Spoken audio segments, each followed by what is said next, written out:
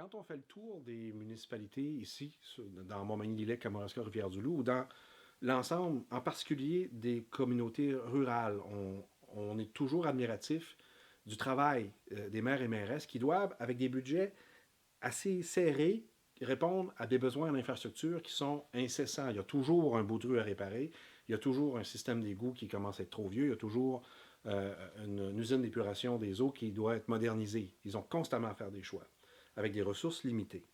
Comment est-ce qu'un gouvernement fédéral peut contribuer à aider les administrations municipales, en particulier des plus petites villes? Quand vous allez faire le plein d'essence, il y a une taxe qui s'appelle la taxe d'assises qui est appliquée à chaque litre d'essence que vous achetez en allant à la station-service. Quand cette taxe d'assises-là avait été mise en place par les libéraux, l'idée c'était de la transférer aux provinces et aux municipalités pour s'assurer qu'il y a une espèce de fonds constant qui permette de maintenir la qualité de nos infrastructures.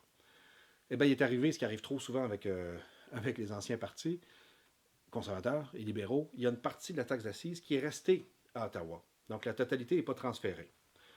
On s'engage, nous, les néo-démocrates, à augmenter le transfert, pas à augmenter la taxe que vous payez, mais à augmenter le transfert de ces montants-là, de la taxe d'assises. Donc, au lieu d'en envoyer juste la moitié vers les municipalités, d'augmenter d'à peu près, c'est 10 sous à peu près le litre, donc d'augmenter d'un sou régulièrement le transfert vers les municipalités. Dans les faits, qu'est-ce que ça va donner? La première année, on devrait avoir à peu près 420 millions de transferts de plus directs aux municipalités pour les aider à les soutenir dans leurs projets, leurs besoins de construction ou de rénovation d'infrastructures. Deuxième année, on devrait frôler les 800 millions de transferts. À terme, c'est 1,5 milliard par année, donc un budget récurrent qui va être transféré aux municipalités et qui va leur permettre, sur des sections d'à peu près 4 ou 5 ans, de faire plus d'investissements en infrastructure avec un soutien financier plus solide. Ça peut représenter, mais vraiment, vraiment des centaines de milliers de dollars de plus annuellement pour des municipalités rurales comme par exemple Lillet.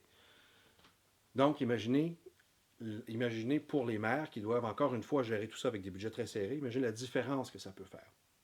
Quand Tom Mulcair dit qu'il veut être un partenaire fiable, qu'il va s'assurer que les néo-démocrates seront des partenaires fiables avec les provinces, avec les municipalités, c'est un exemple d'initiatives qui, dans les faits, vont rendre le fédéral un partenaire plus fiable. Quand j'explique cette approche-là aux gens, souvent, la réaction que j'ai, c'est « c'est du gros bon sens, François ». Ben oui, c'est du gros bon sens de faire confiance aux administrations municipales. Oui, c'est du gros bon sens. On a une chance d'aller vers plus de gros bon sens en formant un gouvernement néo-démocrate, mais ça sera avec votre appui le 19 octobre.